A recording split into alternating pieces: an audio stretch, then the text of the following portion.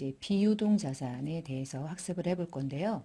우리가 이제 유동 자산이 끝난 이후에 이제 비유동 자산으로 학습 범위가 이제 구분이 돼서 학습을 하실 거고, 비유동 자산에는 투자 목적의 자산, 유형 목적으로, 그러니까 유형의 형태를 띠고 있는 사용하기 위한 자산, 유형 자산, 그리고 형체가 없는 무형 자산, 이외에 기타 비유동 자산, 이렇게 네 가지의 자산으로 구분을 하고 있고요. 그리고 그와 관련된 뒷부분에 이제 관련된 문제들을 중심으로 해서 연습 문제를 풀어볼 거고, 우리가 비유동 자산의 자산별로 학습을 하셔야 되는데, 그 자산별로 가장 중요한 부분이 이제 감가상각인데요.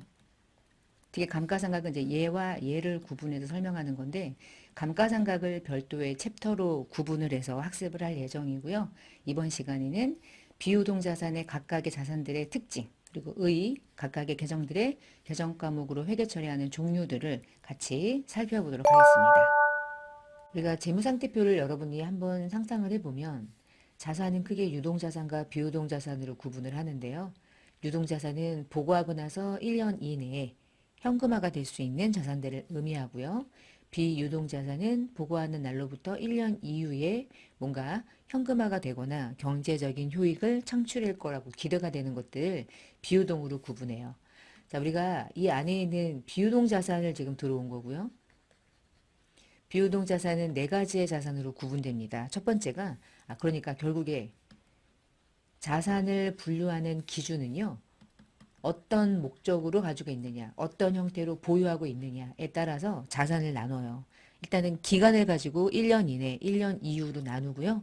비유동 자산은 다시 네 가지의 자산으로 구분해요. 만약에 어떤 기업이 나는 투자를 목적으로 보유하고 있다. 그러면 그 자산은 투자 자산이 되는 거고요.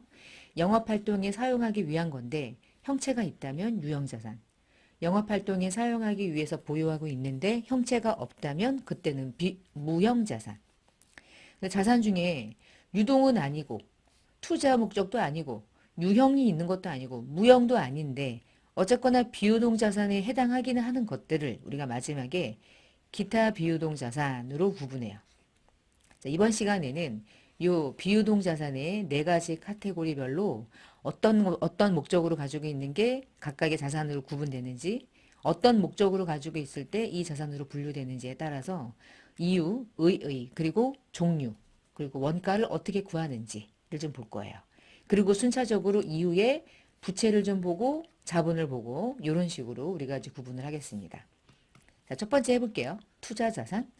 우리 기업에서 투자 자산이라고 말할 때는 반드시 장기 목적일 때 투자 자산 이렇게 구분해요. 선생님, 투자 중에 단기 투자도 있잖아요. 만약에 투자 중에 단기 투자 자산을 말한다면 그 자산은 당좌 자산에 있어요. 이렇게 부르시면 돼요. 당좌 자산에 단기 투자 자산은 있지만 회계에서 그냥 투자 자산이라고 말하는 건 통상적으로 비유동에 있는 투자를 의미하는 겁니다. 단기 투자는 단기 투자라고 정확하게 구분해서 여러분에게 용어를 정리해요. 그래서 그냥 투자 자산이라고 하는 건 어떤 회사가 영업을 목적으로 가지고 있지 않고 다른 회사를 지배하거나 통제하거나 남는 자금을 활용해서 장기간 투자했을 때 투자 자산은 장기 투자일 때 투자 자산이라고 구분해요. 그래서 얘를 비유동 자산으로 구분합니다. 또 하나는 이 비유동에는 투자도 있고 유형도 있고 무형도 있는데 투자 자산에 들어가는 것들은 유형이나 무형이 아닌 것들, 영업활동을 위해서 장기간 사용되는 유형이나 무형이 아닌 것들을 우리가 이제 투자로 구분한다. 자, 예를 들어 우리가 이제 앞에서 재고 자산을 공부할 때 한번 봤던 예제인데요. 만약에 토지를 외상으로 샀을 때 목적이 판매 목적이라면 그때는 토지라는 이름이 아니라 상품이라는 자산, 특히나 재고자산으로 구분을 했죠. 판매 목적이면 재고자산으로 구분을 해야 하기 때문에 그래요.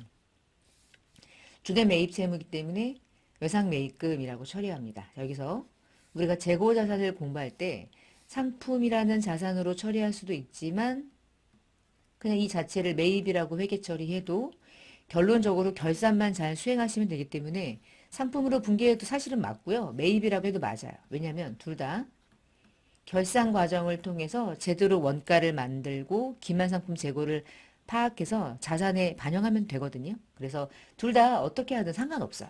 둘 다 똑같은 어떤 결산을 과정을 거치면 둘 다 동일하게 결산만 잘 수행하면 되기 때문에 매입 채무는 주된 매입 채무이기 때문에 이때 쓰는 계정은 외상 매입금이었죠. 근데 만약에 제조업을 하고 있으나 장기 투자 목적으로 토지를 샀을 때 딱 이거죠. 자, 그럴 때 처리하는 이름이요. 투자부동산이 되는 거예요. 주된 매입 채무가 아니죠? 그러면 미지급금 처리한다고 그랬죠. 만약에 여러분 뒤에서 제조업이 영업활동에 사용하기 위해서 토지를 샀을 땐 영업에 사용할 목적이잖아. 토지는 형체가 있잖아요. 그럴 때 잡는 이름이 토지라는 유형자산이 됩니다. 그 동일한 토지가 어떨 때는 재고자산이 되고요. 어떨 때는 장기 투자 목적의 투자자산이 되고요. 어떨 때는 유형자산이 되는 거예요. 자산을 분류하는데 목적에 따라 자산의 계정의 종류가 달라지죠. 자, 그러면 다음 장에 투자 자산의 계정들을 하나씩 정리를 해보면 첫 번째가 투자를 목적으로 땅이나 건물, 각각의 부동산을 취득했을 때 인식하는 계정 중에 하나를 투자부동산이라고 처리하고요. 장기 투자 목적으로 유가증권을 취득했을 때는 장기간 투자를 목적으로 샀는데 언제 팔지 아직 모르겠고 시세 차익을 얻을 수도 있고 단기 매매 목적도 아니고 만기까지 보유할 목적이면 만기 보유증권인데 만기 보유증권도 아닌 이것도 아닌 저것도 아닌 상황에 맞게 처분할 수도 있고 들고 있을 수도 있고 그런 지저분한 것들을 우리가 매도 가능 증권으로 분류했죠. 그 다음 회사가 돈이 나가요. 현금이 나가는데 현금이 나간 이유를 알아보니까 내가 누군가에게 돈을 빌려준 거야. 빌려주면 나는 빌려줬으니까 나중에 만기 때 돌려받는 대여금으로 처리하는데 상환기간이 1년을 초과하면 단기가 아니라 장기가 될 거고요. 만약에 1년 이내에 대여금이 회수가 되면 단기 대여금 이렇게 처리하면 되겠죠. 자, 여기서 장기 대여금도 또 다른 투자 자산이 되는 거예요. 얘네들이 투자 자산인 이유는 내가 어떤 자산을 투자해서 만기가 되면 이자를 받거나 만기가 되면 뭐 배당을 받거나 만기가 됐을 때 시세 차익을 얻어서 뭔가 수익을 창출하려고 할 때 그런 것들이 투자 목적이 되기 때문이고요. 자, 은행에다가 정기예금을 예치할 때 1년 이후가 만기가 도래되는 것들은 금융상품 중에서도 단기가 아니라 장기 금융상품 이렇게 구분해요. 이런 것들이 전부 다 뭐란 뜻이냐면 투자 자산이 되는 거죠. 계정 과목이. 자, 뒷장이에요. 우리가 이제 앞부분에서 매도 가능 증권에 대한 걸 연습한 적이 있는데 분기 연습을 한번 해볼까요? 자, X 1년도 7월에 여유 자금이 있어서 투자 목적으로 2년 만기 1,000만 원을 정기 예금에 가입했대요. 돈이 나가야 하지 않을까요? 그렇죠? 은행에다가 예금을 예치할 때 돈을 가지고 은행에 예치하는 거잖아요. 근데 만기가 2년이고요. 여유 자금이 있어서 은행에다가 예치했대요. 이럴 때 잡는 게 장기 금융 상품이라는 자산으로 인식하는 거예요. 그러니까 이 분계는 현금이 나갔는데 장기 금융 상품의 자산의 증가 요인을 가져온 거죠. 은행에 넣고 현금은 감소하고 이런 식. 두 번째, 장기 투자를 목적으로 주식 1,000주를 500에 샀대요. 돈 나갔죠? 500 주고 주식 샀으니까. 근데 우리가 주식을 샀을 때 장기 투자 목적이면 계정 과목 중에 유가증권 중에 단기 매매 증권도 있고 지금 보셨던 만기 보유 증권도 있고 애매하면 매도 가능 증권이 있는데 일단 장기이기 때문에 단기는 아니고요. 주식이니까 만기 보유 증권이 아니잖아요. 만기 보유 증권은 사채만 인식하니까. 그럼 만만한 게 이밖에 없는 거야. 매도 가능 증권. 매도 가능 증권이라는 자산으로 증가시켰죠. 현금이 나가면서 이렇게. 세 번째, 돈이 남아 돌아서 투자를 목적으로 토지를 1억에 샀대요. 토지가 현금이 1억이 나갔죠. 투자를 목적으로 토지를 샀을 때 그럴 때 잡는 계정 과목을 투자부동산, 대놓고 투자부동산. 투자부동산을 샀으니까 투자부동산이라는 자산은 증가했고 현금이라는 자산은 감소한 거죠. 그러니까 이 모든 거래의 공통점은 자산의 증가와 자산의 감소를 가져왔는데 그 자산의 계정이 다른 거예요. 다르잖아요. 돈을 가지고 막 다양한 것들을 투자하잖아. 그럼 전부 다 자산인 거예요. 자, 이 중에서 매도 가능 증권에 대한 회계 처리를 한 번 더 살펴볼게요. 자, X 1년도 11월에 장기 투자 목적으로 상장 주식을 10,000원에 현금 주고 샀대요. 그럼 매도 가능 증권 10,000원 주고 샀죠? 현금은 10,000원이 나간 거예요. 자, 근데 얘를 매년 결산 때 뭐 하냐면 공정가치가 있기 때문에 평가라는 건 해요. 자, 공정가치가 1,500원이 되었다는 얘기는 만 원이 500원만 증가되면 1,500원으로 장부상의 가액을 조정해서 외부정보 이용자에게 보여줄 수 있기 때문에 매도가는 증권 만 원을 1,500원으로 평가하는 방법은 차이가 나는 금액만 추가로 매도가는 증권을 증가시켜주면 되겠죠. 매도가는 증권 500원 잡으면 매도가는 증권은 현재 1,500원 되었다 이렇게 보여주는 거죠. 이때 대변에 매도가는 증권을 평가해가지고 이익이 났습니다 라고 보여주는 이 500원은 손익계산서인 당기손익에 가지 않고 재무상태표 BS 계정인 기타 포괄 손익누계액으로 가요. 자본 계정으로 간다고 그랬죠. 자, 이유는 매도가는 증권은 당장 팔 게 아니에요. 당장 팔 게 아니기 때문에 팔아 먹을 때까지, 그걸 다시 다른 말로 말하면 처분할 때까지는 그 자산을 평가한 계정을 계속적으로 장부상에 남겨놨다가 그러니까 당의 손익으로 반영하지 않는 거죠. 매도가는 증권은 평가만 한 거지 진짜 돈을 받은 건 아니잖아요. 돈을 받았을 때 진짜 손익을 인식하고자 해서 이때는 그냥 매도가는 증권 평가이익이라는 계정으로 처리하되 자본 계정에 누적하는 거예요. 자, 이렇게 했을 때 여기까지 했을 때 장부가 어떻게 바뀌는지 해볼게요. 자, BS 재무상태표를 열어보면요. 지금 매도가는 증권은 만 원에 500원이 더해져서 1,500원이 돼 있겠죠. 자, 얘는요. 매도가는 증권 평가이익은 손익계산서로 가지 않고 재무상태표 대변에 자본계정 자리에 매도가는 증권 평가이익으로 500원이 이렇게 잡혀요. 그리고 이 매도가는 증권은 처분할 때까지 같이 자본계정에 누적해서 잔액을 보여주는 거예요. 그러면 이런 뜻이요. 이게 12월 말에 매도가는 증권이 1,500원인데 이 매도가는 증권을 평가한 결과가 이익으로 500원이었다는 얘기는 평가를 하지 않았었다면 원래 원가는 얼마라는 거야? 딴. 만 원이란 뜻 아닌가? 평가 이익이 500원인데 그 매도가는 증권이 1,500원으로 평가한 이후에 자산의 가치가 외부정보 이용자에게 보여주고 있다는 얘기는 매도가는 증권은 원래 만 원이구나. 이게 보이잖아. 원래 만 원. 이렇게. 그랬다가 그 다음 연도에 1,200원에 처분을 하잖아요. 그러면 이때 1,200원에 통장에 돈이 들어왔어요. 자, 대변에 매도가는 증권은 현재 1,500원 남겨놨죠? 1,500원 남겨놨죠? 얘가 대변으로 죽는 겁니다. 1,500원. 자, 요때요. 얘가 죽으면 얘가 대변으로 상기됐죠? 그러면 얘는요. 언제 사라지냐면 내 주인 매도가는 증권이 죽을 때 나도 죽는다. 대변에 매도가능 증권이 있었으니까 평가이익이 있었으니까 매도가능 증권 평가이익은 차변으로 반제하는 거예요. 그럼 대변은 얼마가 뜹니까? 매도가능 증권 처분이익으로. 200원 뜨죠? 이것을 당기순이익인 영업외 수익으로 인식하는 거예요. 다시. 그러면 이렇게 했을 때 어떤 효과가 있냐면 결국은 여러분 X1, X2년 전반적인 전체 기간 거쳤을 때 매도가능 증권 처음에 10,000원 주고 샀죠. 근데 결국 1,200원에 팔았죠. 그러면 2년 동안 얼마 매도가능 증권 가지고 있다가 이익 난 거예요? 200원 이익 난 거죠? 그 200원의 이익을 마지막에 한 번 이익으로 인식하는 거예요. 그럼 전년도에 500원을 왜 잡았어요? 이유는 하나. 매도가능 증권을 1,500원으로 바꿔놓기 위해서. 현재 장부는 1,500원으로 기재를 해야 되니까. 그럼 얘는 뭐냐? 매도가능 증권을 처분할 때까지는 임시로 걸려 있다가 처분하는 시점에 걔를 반제하는 거죠. 그래서 단기매매증권은 이런 거 없잖아요. 단기매매증권은 그냥 그때그때 단기손익 다. 공정가치 평가하든 처분하든.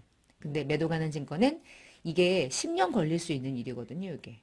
그러니까 나중에 처분할 때까지는 중간에 평가한 계정을 평가이익이든 평가손실이든 단기손익에 반영하지 않는 게 특징이었던 거예요. 그게 자본계정의 누적 효과를 기대했던 거고요. 자, 그러면 두 번째는 유형자산에 대한 개정을 한번 볼게요. 유형자산은요, 회사가 영업활동에 장기적으로 사용하려고 갖고 있는 형체 있는 자산이에요. 토지 등등등이고요. 아래 세 가지의 요건을 모두 다 충족해야 돼요. 첫 번째, 유형이 있어야 돼요. 물리적인 실체가 있어야 되고요. 영업에 사용할 목적이어야 돼. 사용할 목적. 그리고 단기간 사용 아니고 반드시 장기간 사용할 게 전제여야 해요. 이게 세 가지가 유형자산의 인식 조건입니다. 그럼 유형자산의 개정 과목이 뭐가 있는지 볼게요. 땅을 가지고 있대요. 건물 지으려고 땅이 있대요. 그 자산을 우리가 토지라고 불렀던 거예요. 토지. 토지 위에 공작물이죠. 예를 들면 뚜껑이 있는, 지붕이 있는, 벽이 있는 이와 부수되는 시설물이나 이 건축물, 토지 위에 세워져 있는 건축물을 회계 처리할 때 우리가 건물이라고 하고요. 건물 외에 이런 거 있죠. 이 건물과 이 건물을 이어주는 유리다리 같은 걸 만든다거나 외벽을 설치한다거나 교량을 개설한다거나 이런 것들을 묶어서 우리는 이제 구축물 이렇게 불러요. 두 개를 더해서 부르는 이름은 건축물 이렇게도 부르죠. 그 다음에 제품을 제조하는 회사는 기계가 있어야지 제품을 제조할 수 있죠. 그런 것들을 기계장치 부르고요. 자, 이 거리를 차가 사람도 실어내고 물건도 실어내고 이런 운송수단으로 가지고 있는 바퀴 달린 온갖 것들을 육상 운송수단을 승용차, 화물차, 이륜차 등등등을 우리는 차량 운반구라는 자산의 이름으로 처리하고요. 우리 대부분의 모든 기업은요. 컴퓨터가 없을 수가 없죠. 요즘 같은 경우. 여름인데 에어컨 없어? 못 살죠. 그렇죠? 복사기 이런 것들을 묶어서 우리가 비품이라는 이름으로 회계 처리를 해요. 여러분 길거리 다니다 보면 건물이 지어지고 있기 때문에 외벽을 설치해 놓고 아무도 들어오지 못하게 해요. 그리고 물을 뿌려서 땅을 파고 건축물을 올리는 이 과정에서 발생하는 자산을 우리가 건설 중인 자산으로 처리했다가 나중에 진짜 완공됐을 때 그때 건물로 대체를 시킵니다. 그래서 건설 중인 자산은 현재 건물을 짓고 있는 과정, 임시계적이에요. 왜 얘네들이 필요하냐? 돈이 나갈 거 아니에요, 이렇게. 건물을 짓기 위해서는 돈이 막 5억씩 나가. 근데 5억이 나갔을 때 얘를 뭐라고 처리하냐가 중요해요. 결국은 건물 짓기 위한 거긴 하지만 아직 건물이 지어지지 않았잖아요. 그래서 임시계정으로 설정하는 이름이 건설 중인 자산으로 이렇게 처리를 하고 있어요. 그래서 건설 중인 자산은 뭐예요? 그러면 건물 짓기 위해서 지금 나가고 있는 각각의 계약금 등등에 해당하는 임시계정입니다. 이렇게 보시면 돼요. 자, 모든 유형 자산은 사용할 목적이에요. 사용한다는 얘기는 사용한 것만큼은 영원한 자산은 없죠. 비용 처리해야 돼요.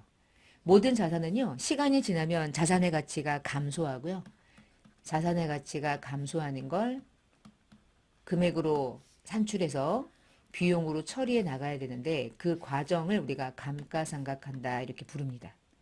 근데 이 중에서요. 감가상각이라는 게 전혀 일어날 수 없는 자산 중에 하나가 토지예요. 여러분 토지는 감가상각을 하지 않아요. 이 중에요. 보세요. 불이 나면 건물 사랑지죠. 건물 옆에 세워져 있었던 각종 공작물 다 불나죠. 불이 나면 기계장치 다 불타서 없어지죠. 불나면 차 불타죠. 컴퓨터 불타죠. 짓고 있던 건물도 불타죠. 이 중에 불이 타지 않고 영원히 살아있는 것 유일하게 토지죠. 얘는 그래서 상각을 하지 않아요. 감가상각이라는 게 일어날 수가 없어요. 이런 자산들을 비상각 이렇게 부릅니다. 비상각. 근데 건설 중인 자산은 감가상각을 안 하는 이유가 얘랑 달라요. 건설 중인 자산은 임시계정이거든요. 얘는 나중에 건물이 되면 그때 건물이라는 이름으로 감가상각을 그때 할 거예요. 그래서 건설 중인 자산과 토지는 유일하게 감가상각을 하지 않는 자산 이렇게 생각하면 돼요. 외우셔야 되겠죠? 자, 취득원가에 대한 얘기를 해볼 건데 취득원가는 무슨 얘기냐면 우리가 자산을 돈 주고 사잖아요. 그러면 돈 주고 살 때 예를 들어 제가 이제 토지를 산다고 생각해 봐요. 토지가 만약에 이제 5억이래요. 토지 5억을 돈 주고 사요? 근데 토지 살 때 무조건 내야 되는 세금이 하나 있어. 우리가 재산세를 내는 자산들은 반드시 취득할 때 취득세를 내거든요. 취득세가 100만 원 나갔다 해볼게요. 여러분 취득세는 왜 내요? 가만히 있으면 내요. 토지라는 걸 샀기 때문에 내는 거죠. 그럼 회계 처리할 때는요. 취득세는 가장 대표적인 어떤 자산을 취득할 때 들어가는 취득시 부대 비용으로 인식해요. 토지나 건물 같은 것들을 취득할 때는요. 취득시 부대 비용이 반드시 들어갑니다. 취등록세 또는 등기하면서 수수료. 부동산은 반드시 등기를 해야 되는데 등기하다 보면 수수료가 나가거든요. 이런 것들을 언제나 취득시 부대 비용이라고 보고요. 해당 자산의 원가에 포함시켜요. 그럼 얘가 이거였다면 원래 토지를 5억 주고 샀는데 5억에 100만 원 나갔대요. 그러면 현금이 5억 100만 원이 나갔다 치고요. 그럼 100만 원이라는 취득세는 어떻게 처리합니까? 물어보면 무슨 따로 처리하니? 너까지가 토지야. 취득시 부대 비용을 합쳐. 토지에 넣어. 이게 건물이었어? 그러면 건물로 다 잡아. 기계장치를 취득할 때는 기계장치를 운송하기도 하고 기계장치 자체에 대한 보험에 가입해서 보험료를 내기도 하고요. 하역비가 나가기도 하고 기계장치는 설치하는 비용이 꽤 많이 들어가거든요. 기계장치가 어떤 한 공간에만 들어가는 게 아니라 그냥 공장 전체에 기계장치가 들어가기 때문에 설치하는 비용이 꽤 많이 들어가요. 그리고 기계장치가 잘 작동하는지 확인해야 되기 때문에 시운전비도 꽤 많이 들어가요. 이 모든 것들을 우리는 기계장치의 원가에 포함시킵니다. 그래서 만약에 건물을 살 때 취득세를 냈다. 분개하세요. 답은 건물이라고 처리하고요. 대변에 현금 나가는 거예요.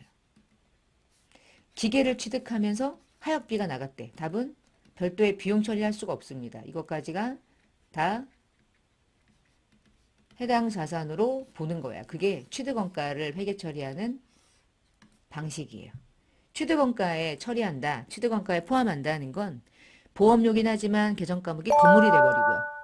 취득세긴 하지만 계정과목이 토지가 돼버리는 거예요. 그게 아예 그 자산으로 잡아버리는 거죠. 취득원가로 인식하는 방식은 그렇게. 그러면 아이고 넘어갔네. 요거 한번 볼까요?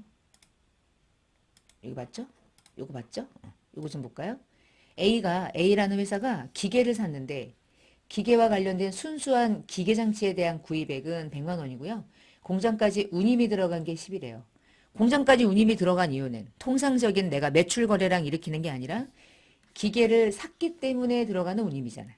공장 안에 설치비 3만 원. 기계를 샀기 때문에. 시운전비, 기계를 샀기 때문에. 그러면 취득원가는 얼마가 됩니까? 다 더하는 120.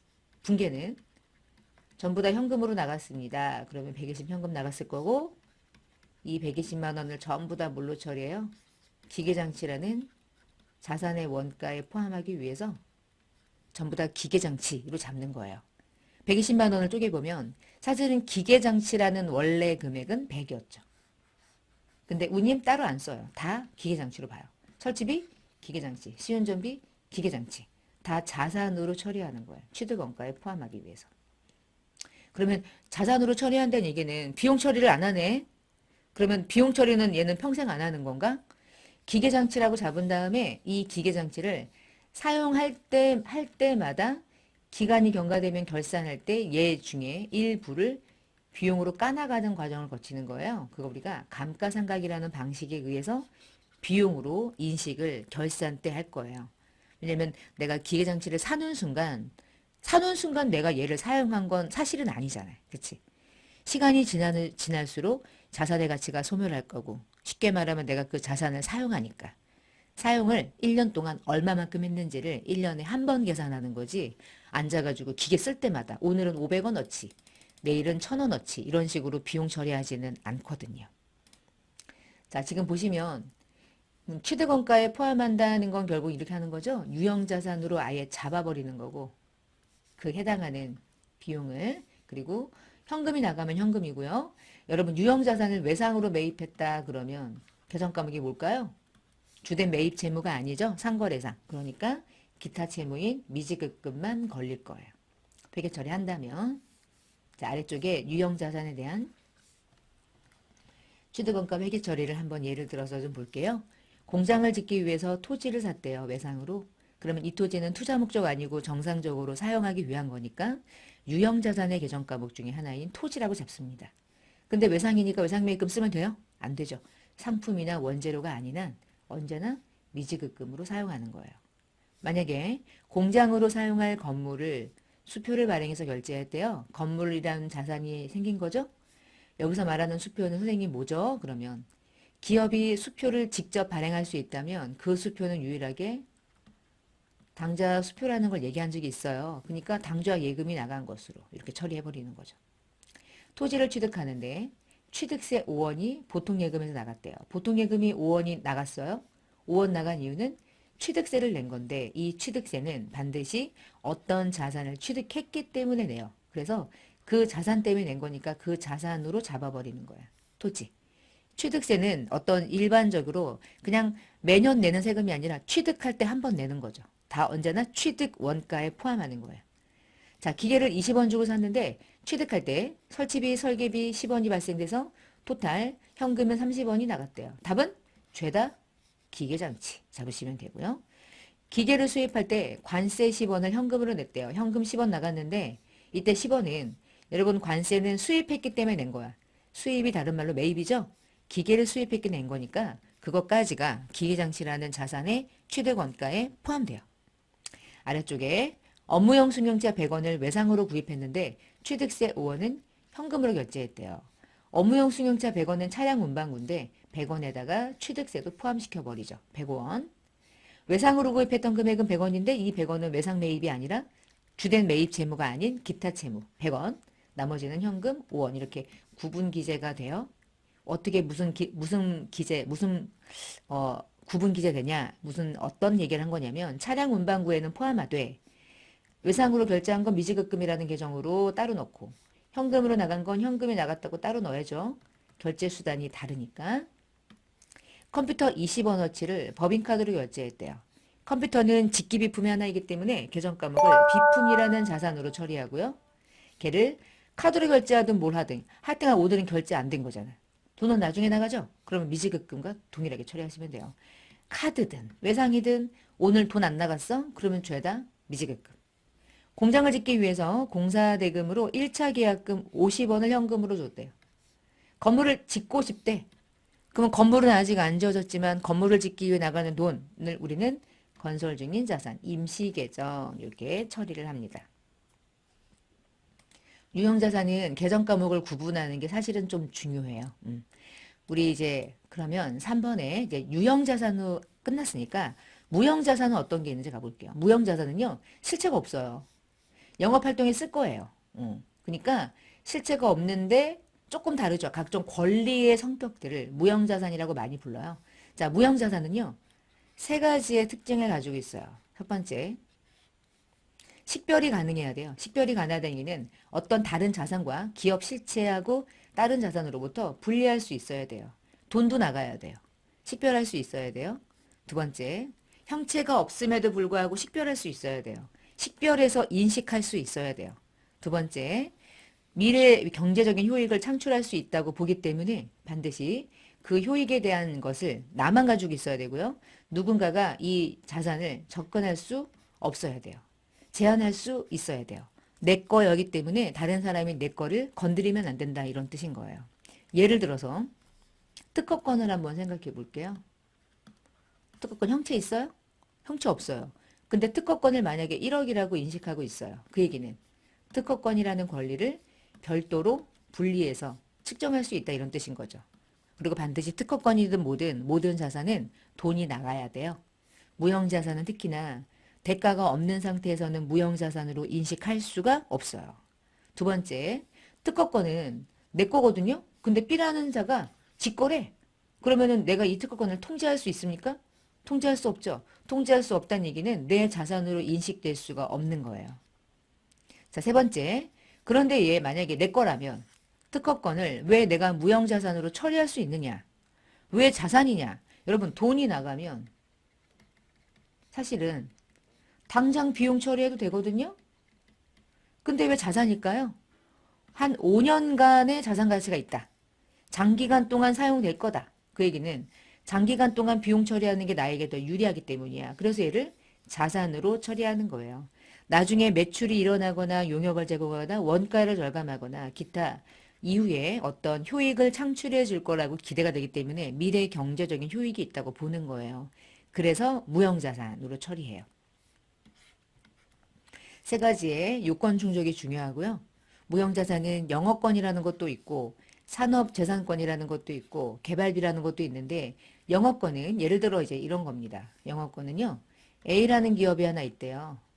A라는 기업의 재무상태표 BS를 열어보니까